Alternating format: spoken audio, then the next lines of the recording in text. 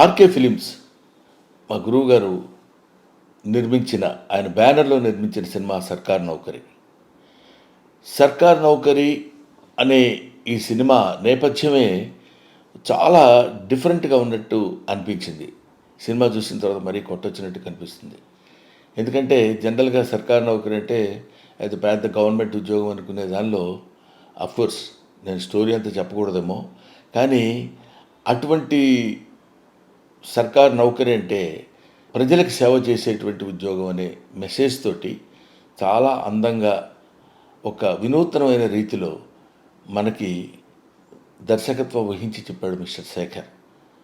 ఇదంతా అందరూ కలిసి యంగ్ బ్రెయిన్స్తో తీసిన సినిమా అన్న ఫీల్ మనకు కనిపిస్తుంటుంది.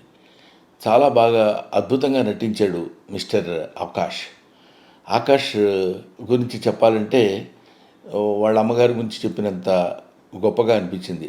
ఎందుకంటే కుర్రాడు కూడా కొంచెం ఏదో హిందీ యాక్టర్ టైప్లో కనిపించాడు. ఆ తర్వాత వాళ్ళ మదర్కి ఎంత పేరు వచ్చిందో అంతకంటే మించిన పేరు రావాలని ఆకాష్కి ఆ భవిష్యత్తు ఉండాలని భగవంతుని ప్రార్థిస్తున్నాను. అతను హీరోగా మంచి స్టఫ్ మెటీరియల్ ఉన్న మనిషి అని ఫీలింగ్ నాకు ఈ సినిమా చూసిన తర్వాత అనిపించింది.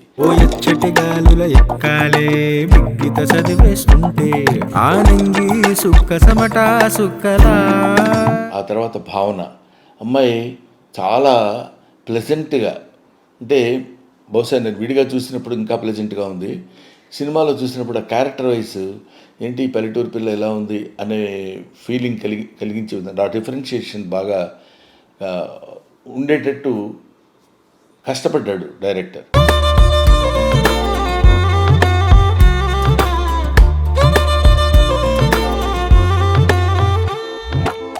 So these main pillars of this film is Raghavendra Rao గారు, శేఖర్, ఆకాష్ అండ్ భావన. వీళ్ళతోటి సరే సపోర్టింగ్ ఆర్టిస్టులు చాలామంది ఉండొచ్చు. వీళ్ళతో తీసిన ఈ సినిమాకి ఎక్కడో కనెక్ట్ అవుతే ఆ సినిమా ఏ రేంజ్లో హిట్ అవుతుందో, ఎంత గొప్పగా హిట్ అవుతుందో మనం చెప్పలేం. అందువల్ల అలాంటి దీనిలో హిట్ అవడానికి ఉండేటువంటి అంశాలు ఈ సినిమాలో ఉన్నాయన్న భావన నాకు కలిగింది.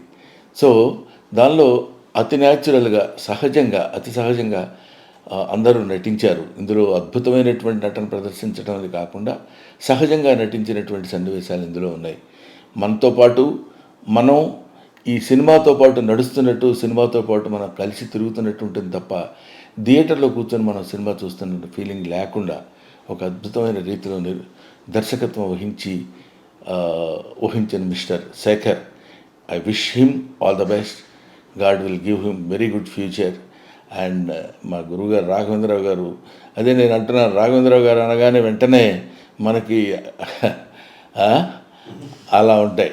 కానీ అవన్నీ లేకుండా రాఘవేంద్రరావు గారి స్టైల్కి భిన్నంగా మరి కుర్రాడు ఎలా ఒప్పించగలిగాడో నాకు తెలియదు. కానివ్వండి, రాఘవేంద్రరావు గారు అంటే మనకి గుర్తొచ్చే విధమైనది ఈ మధ్య కుర్రకారికి తెలిసి ఉండొచ్చు. కానివ్వండి, ఆయన ఫస్ట్ ఫిలిం జ్యోతి, ఆ సినిమా నాకు తెలుసు.